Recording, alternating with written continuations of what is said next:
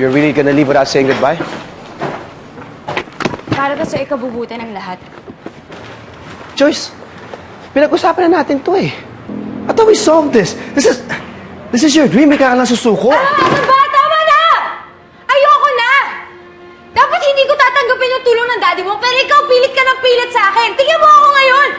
Napasama na naman ako. Ako na naman ang masama. Ayoko na.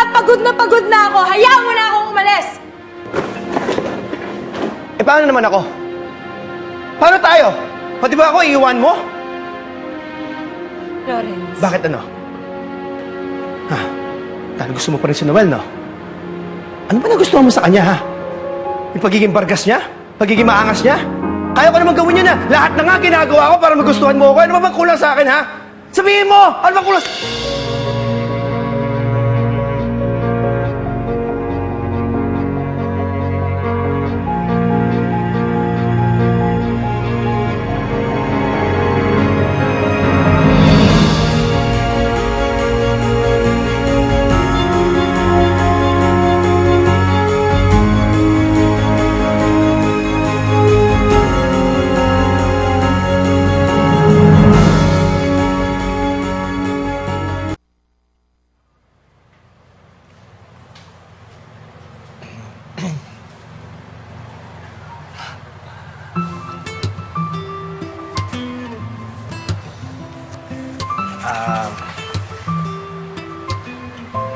Gigisingin na sana kita, kaso alam kong napagod ka.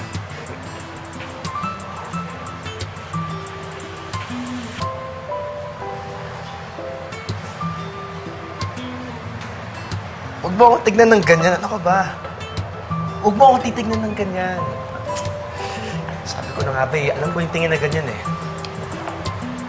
Na-i-inlove ka na sa akin, no? Ako? Ako may in love sa'yo? Parang ang bilis naman yata nun. Agad-agad. Ikaw, wina-warningan kita. Huwag ka ma-in love sa akin. Alam mo namang wasak pa to. Actually, okay naman ako sa ganitong setup eh. We're just two consenting adults in a mutually beneficial setup.